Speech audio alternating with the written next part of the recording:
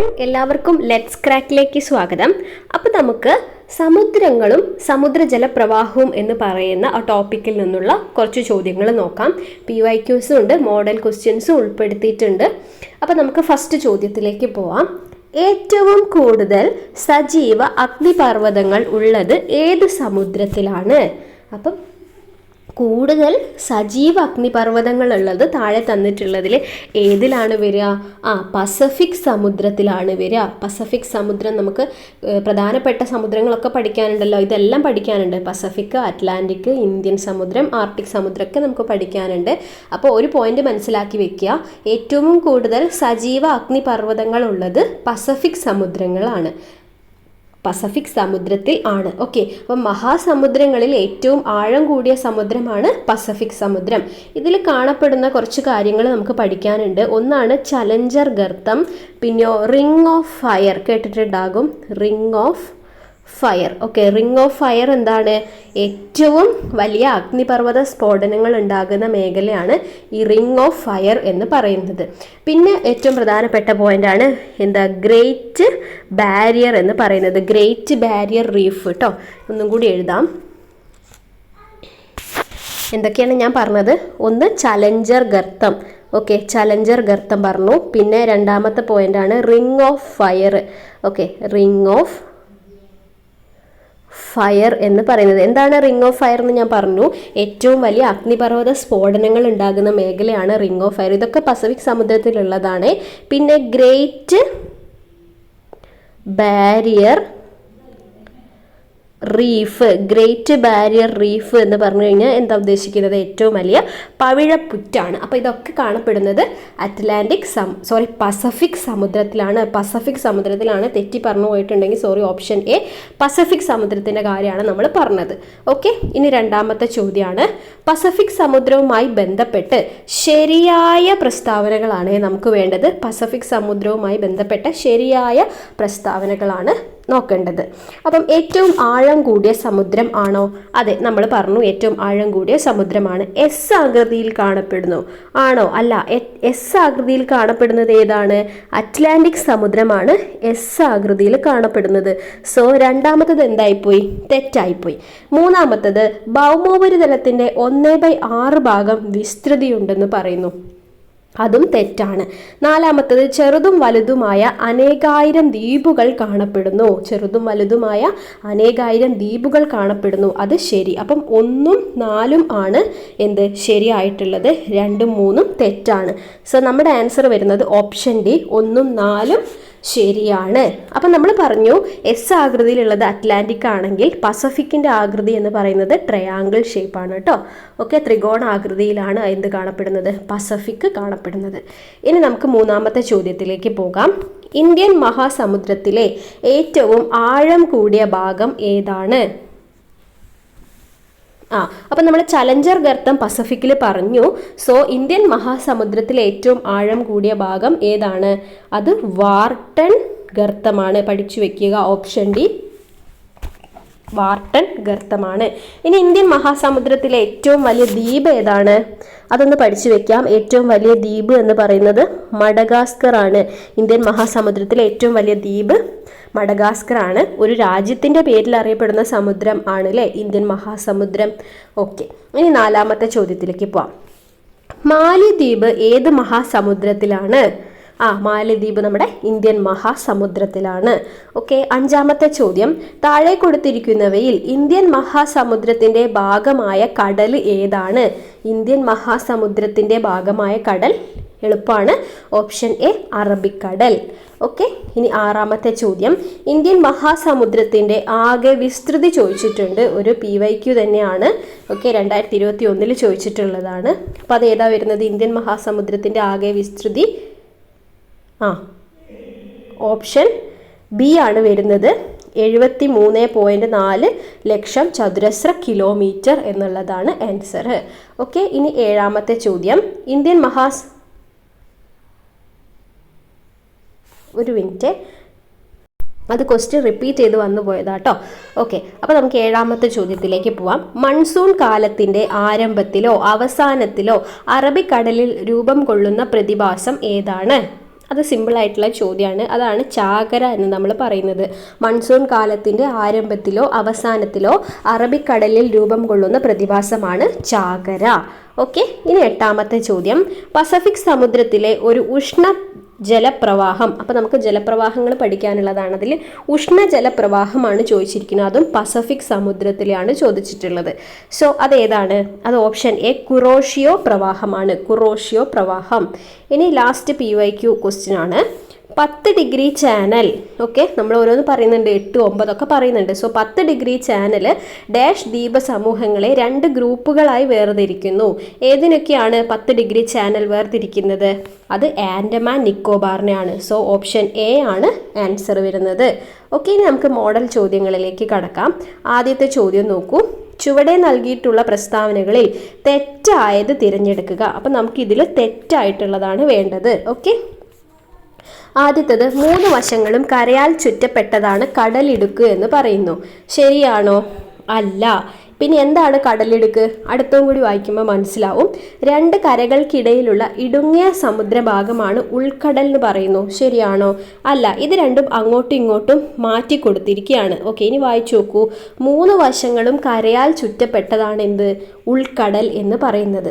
ഇനി 2 കരകൾക്കിടയിൽ ഇടുങ്ങിയ സമുദ്രഭാഗമാണ് ഇത് കടലിടുക്ക് എന്ന് പറയുന്നത്. അങ്ങോട്ടും ഇങ്ങോട്ടും മാറ്റി കൊടുത്തതാണ്. 1ഉം 2ഉം ആണ് തെറ്റായിട്ടുള്ളത്.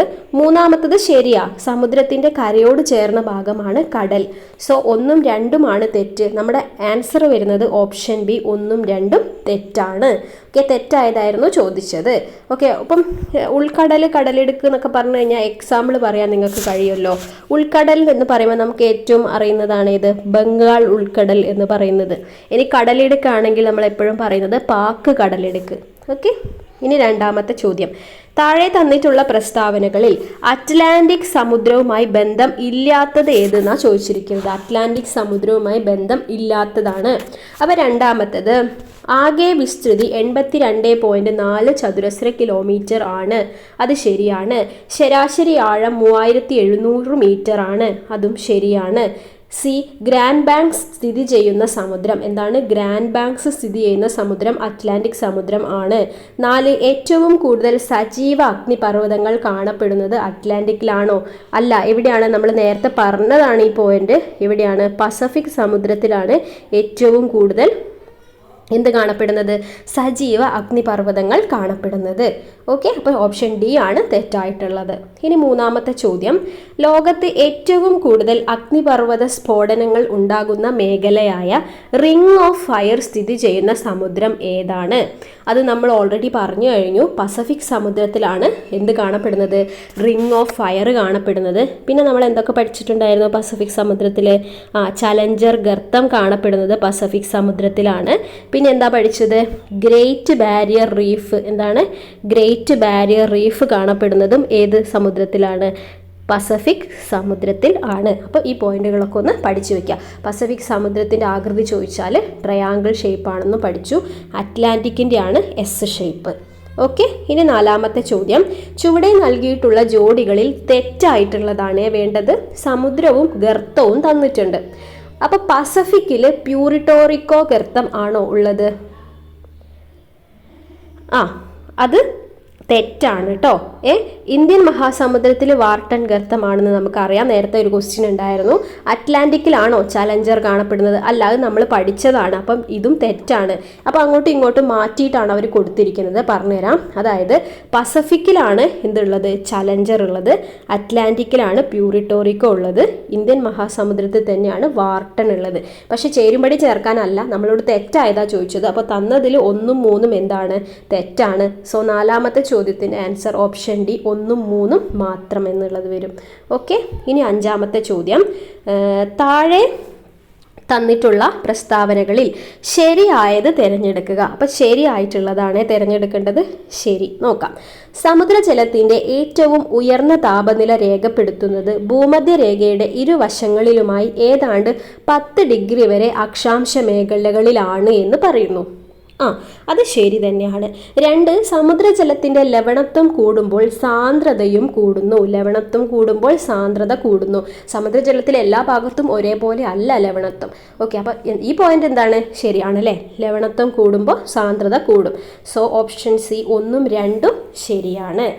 ഓക്കെ, ഇനി 6ാമത്തെ ചോദ്യം. ചുവടെ നൽകിയിട്ടുള്ള പ്രസ്താവനകളിൽ സമുദ്രജലത്തിന്റെ ലവണത്വവുമായി ബന്ധപ്പെട്ട ശരിയായ പ്രസ്താവനകളാണ്. ലവണത്വവുമായി ബന്ധപ്പെട്ട ശരിയായ പ്രസ്താവനകളാണ് വേണ്ടത്. നോക്കി നോക്കൂ.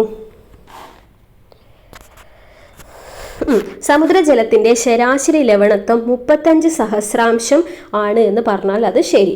2, കരയാൽ ചുറ്റപ്പെട്ട സമുദ്രഭാഗങ്ങളിൽ ലവണത്വം കൂടുതൽ ആയിരിക്കും. അതും ശരിയാണ്. പിന്നെയോ 3, ധാരാളം നദികൾ വന്നു ചേരുന്ന സമുദ്രഭാഗങ്ങളിൽ ലവണത്വം കൂടുതലായിരിക്കും എന്ന് പറയുന്നു. ആണോ? അല്ല, ലവണത്വം കുറവ് ആയിരിക്കും എന്നാണ് നമ്മൾ പഠിച്ചിട്ടുള്ളത്. സോ 3 എന്താണ്? തെറ്റാണ്. നമ്മളോട് എന്താ ചോദിച്ചിരിക്കുന്നത്? ശരിയാണോ തെറ്റാണോ? ശരിയായ പ്രസ്താവനകളാണ് ചോദിച്ചിട്ടുണ്ടായിരുന്നത്. സോ ഓപ്ഷൻ ബി വരും. 1ഉം 2ഉം മാത്രമാണ് ശരിയായിട്ടുള്ളത്. 3ാമത്തത് എന്തുകൊണ്ട് തെറ്റി എന്നുള്ളത് നമ്മൾ പറഞ്ഞു. ഇനി 7ാമത്തെ ചോദ്യം ചേരുംപടി ചേർക്കാൻ വേണ്ടിയിട്ടുള്ള ചോദ്യമാണ്. തിരാശിഖരം എന്ന് പറഞ്ഞു കഴിഞ്ഞാൽ എന്താ? തിരയുടെ ഏറ്റവും ഉയർന്ന ഭാഗമാണ് തിരാശിഖരം. തിരാദൈർഘ്യമാണെങ്കിലോ 2 തിരാശിഖരങ്ങൾക്കിടയിലെ തിരശ്ചീന ദൂരമാണ് തിരാദൈർഘ്യം എന്ന് പറയുന്നത്. ഇനി തിരാതടം എന്താണ്? അത് തിരയുടെ ഏറ്റവും താഴ്ന്ന ഭാഗമാണ് തിരാതടം. ഇനി തിരോന്നതി ആണെങ്കിലോ അത് ഓപ്ഷൻ എയിലാണ് കിടക്കുന്നത്. തിരാശിഖരത്തിനും തിരാതടത്തിനുമിടയിലെ ലംബ ദൂരമാണ് തിരോന്നതി. അപ്പോൾ അങ്ങോട്ടും ഇങ്ങോട്ടും ചേരുംപടി ചേർത്തത് മനസ്സിലായിട്ടുണ്ടെന്ന് വിചാരിക്കുന്നു. ഓപ്ഷൻ പറഞ്ഞുതരാം.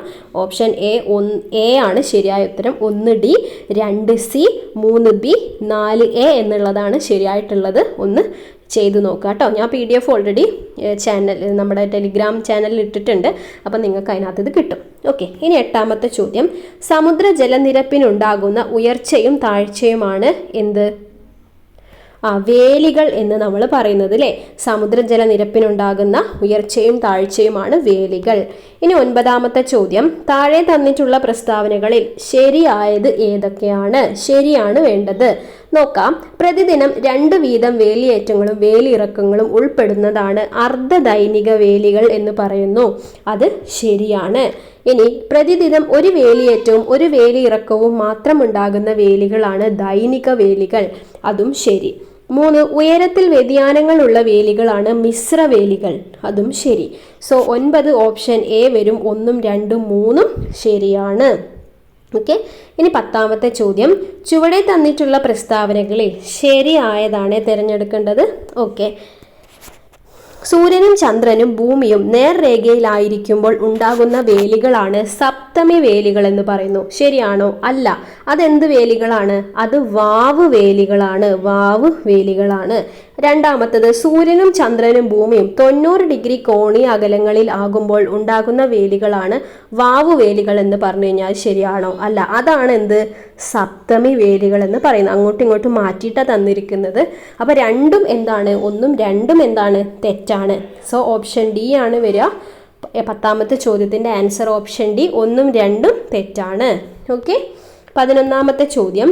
സമുദ്രജല പ്രവാഹങ്ങളുമായി ബന്ധപ്പെട്ട തെറ്റായ പ്രസ്താവനകൾ തിരഞ്ഞെടുക്കുക. ഓക്കെ, അപ്പോൾ പ്രസ്താവനകൾ നിങ്ങൾക്ക് കാണാമെന്ന് ഞാൻ വിചാരിക്കുന്നു. 1ഉം 2ഉം നിങ്ങൾക്ക് ഇങ്ങനെ കാണുന്നുണ്ടല്ലോ. കുറച്ചൊരു പ്രയാസമുണ്ട്. നോക്കി നോക്കൂ. ഇനി ഓപ്ഷൻസ് ഇതാണ് കേട്ടോ. അപ്പം ഞാൻ ഓരോന്ന് വായിച്ചു തരാം. 1, ധ്രുവീയ ഉപധ്രുവീയ മേഖലയിൽ നിന്ന് ഉഷ്ണമേഖലയിലേക്കോ ഉപോഷ്ണ മേഖലയിലേക്കോ ഒഴുകുന്ന സമുദ്രജല പ്രവാഹങ്ങളാണ് ഉഷ്ണജല പ്രവാഹങ്ങൾ എന്ന് പറഞ്ഞാൽ അത് തെറ്റാണ്. ഓക്കെ, അപ്പോൾ 1 തെറ്റാണ്. ശരിയാക്കി പറഞ്ഞുതരാം. 2ാമത്തത് വായിച്ചു നോക്കൂ. ഉഷ്ണമേഖലയിൽ നിന്നോ ഉപോഷ്ണ മേഖലയിൽ നിന്നോ ധ്രുവീയ ഉപധ്രുവീയ മേഖലയിലേക്ക് ഒഴുകുന്ന സമുദ്രജല പ്രവാഹങ്ങളാണ് ശീതജല പ്രവാഹങ്ങൾ എന്ന് പറഞ്ഞു കഴിഞ്ഞാൽ അതും തെറ്റാണ്. എന്താണ് ഇവിടെ സംഭവിച്ചിരിക്കുന്നത്? ആൻസർ വരുന്നത് ഓപ്ഷൻ ഡി ആണ്. 1ഉം 2ഉം എന്താണ്? തെറ്റാണ്. ഓക്കെ, അപ്പോൾ ഇവിടെ എന്തുകൊണ്ടാണ് തെറ്റിപ്പോയത്? ഇത് അങ്ങോട്ടും ഇങ്ങോട്ടും മാറ്റിയിട്ടാണ് കൊടുത്തിരിക്കുന്നത്. അതായത് ഇതിൻ്റെ ആൻസർ വരുന്നത് ഉഷ്ണജലം എന്നല്ല ശീതജലം എന്നുള്ളതാണ്. നിങ്ങളൊന്ന് മാറ്റിയിട്ട് ഒന്ന് വായിച്ചു നോക്കിയാൽ മതി. അടുത്തത് വരുന്നത് താഴെ കൊടുത്തിരിക്കുന്നത് എന്താണ്? ശീതജലത്തിൻ്റെ ഡെഫിനിഷൻ അല്ല, ഏതിൻ്റെയാണ്? ഉഷ്ണജലത്തിൻ്റെയാണ് കൊടുത്തിരിക്കുന്നത് കേട്ടോ. ഓക്കെ, ഇനി നമുക്കിതിന് ഉദാഹരണങ്ങളൊന്ന് പറയാം. ഉഷ്ണജല പ്രവാഹങ്ങൾക്ക് ഉദാഹരണമാണ് എന്ത്? ഗൾഫ് സ്ട്രീം എന്ന് പറയുന്നത്. Gulf stream ഉഷ്ണജലത്തിനും. ശീതജലത്തിനാണെങ്കിൽ ഒരു ഉദാഹരണമാണ് ലാബ്രഡോർ എന്ന് പറയുന്നത്. എന്താണ്? ലാബ്രഡോർ എന്ന് പറയുന്നത് ശീതജലത്തിന് ഉദാഹരണമാണ്. ഓക്കെ, ഇനി 12ാമത്തെ ചോദ്യം. തന്നിട്ടുള്ളവയിൽ ഉഷ്ണജല പ്രവാഹം ഏതാണ്? അപ്പം ഇതിൽ ആൻസർ കൊടുത്തിട്ടുള്ളത് ഓപ്ഷൻ ഡി ആണ്. പക്ഷേ ഞാൻ നോട്ടൊക്കെ ടെക്സ്റ്റ് നോക്കിയപ്പോൾ സമയത്ത് എനിക്ക് കുറോഷിയോ എന്നുള്ളതാണ് കണ്ടെത്താൻ വേണ്ടി കഴിഞ്ഞത്. ഓപ്ഷൻ സി ആണെന്നാണ് ഉഷ്ണജല പ്രവാഹം എനിക്ക് ഇതിനകത്തുനിന്ന് തോന്നിയിട്ടുള്ളത്. നിങ്ങൾ അതിലെന്തെങ്കിലും അറിയുമെങ്കിൽ ഒന്ന് കമൻറ്റ് ചെയ്ത് അറിയിക്കുക. ഇതിൽ ആൻസർക്ക് കൊടുത്തത് ഓപ്ഷൻ ഡി എന്നാണ് കേട്ടോ. ഓക്കെ, അതൊന്ന് നോക്കിയിട്ട് കമൻറ്റ് ചെയ്യാം. ഓക്കെ, 13ാമത്തെ ചോദ്യത്തിലേക്ക് പോവാണ്. ചുവടെ നൽകിയിട്ടുള്ള ജോഡികളിൽ തെറ്റാണ് വേണ്ടത്. തെറ്റ്. ഗൾഫ് സ്ട്രീം എന്ന് പറയുന്നത് അറ്റ്ലാന്റിക് ആണ്. നമ്മൾ പറഞ്ഞു ഗൾഫ് സ്ട്രീം എന്താണ്? ഒരു ഉഷ്ണജല പ്രവാഹമാണ്. ഉഷ്ണജല പ്രവാഹമാണ് എന്തെന്ന് പറയുന്നത്? Gulf stream. ഇനി കാലിഫോർണിയ ആണെങ്കിൽ പസഫിക്. ശരിയാണ്. കാനറീസ് എന്ന് പറയുന്നത് പസഫിക് ആണോ? അല്ല. കാനറീസ് എന്ന് പറയുന്നത് ഏതിലാണ്? അറ്റ്ലാന്റിക്കിലാണ്. കാനറീസ് അറ്റ്ലാന്റിക്കിലാണ് കേട്ടോ. അറ്റ്ലാന്റിക്. ഓക്കെ, ഇനി അഗുൽഹാസ് ഇന്ത്യൻ മഹാസമുദ്രം. ശരിയാണ്. സോ നമ്മളോട് എന്താ ചോദിച്ചിട്ടുണ്ടായിരുന്നത്? തെറ്റായ ജോഡിയാണ് ചോദിച്ചത്. ഓപ്ഷൻ സി കാനറീസ് പസഫിക് അല്ല, ഏതാണ്? അറ്റ്ലാന്റിക് ആണ് വരിക. സോ സി ആണ് ആൻസർ. ഇനി 14ാമത്തെ ചോദ്യം. ഇന്ത്യയെയും ശ്രീലങ്കയെയും വേർതിരിക്കുന്ന കടലെടുക്ക്. ഇന്ത്യയെയും ശ്രീലങ്കയെയും വേർതിരിക്കുന്നത് പാക് കടലെടുക്കാണ്. Okay, last question. ചുവടെ നൽകിയിട്ടുള്ളവയിൽ അറ്റ്ലാന്റിക് സമുദ്രത്തിലെ ഉഷ്ണജല പ്രവാഹങ്ങളിൽ ഉൾപ്പെടാത്തത്. അപ്പോൾ അറ്റ്ലാന്റിക് സമുദ്രത്തിലെ ഉഷ്ണജല പ്രവാഹങ്ങളിൽ ഉൾപ്പെടാത്തതാണ് വേണ്ടത്. ഏതാണ് ആൻസർ വരുന്നത്? അത് ഓപ്ഷൻ ഡി കാനറീസ് പ്രവാഹമാണ്. ഓക്കെ, അപ്പം നമ്മൾ ക്വസ്റ്റ്യൻസ് എല്ലാം ഡിസ്കസ് ചെയ്ത് കഴിഞ്ഞു. അതിൽ 12ാമത്തെ ചോദ്യം ഒരു ഡൗട്ട് ഉണ്ട്. അത് നിങ്ങളൊന്ന് നോക്കിയിട്ട് അറിയുന്നവർ കമൻറ്റ് ചെയ്ത് അറിയിക്കുക. ബാക്കിയുള്ളവർക്ക് കൂടി ഉപകാരപ്പെടും. അപ്പോൾ ഇത്തരത്തിൽ ടോപ്പിക് വൈസ് ആയിട്ടുള്ള മോക്ക് ടെസ്റ്റുകൾ ഇനിയും ചെയ്യുന്നതായിരിക്കും. നിങ്ങൾ ആ ടോപ്പിക്ക് പഠിച്ചതിന് ശേഷം എന്ത് ചെയ്യുക? ഇത്തരം മോക്ക് ടെസ്റ്റുകൾ ചെയ്ത് നോക്കുക. സോ എല്ലാവരും നന്നായിട്ട് പഠിക്കൂ. All the best. Thank U.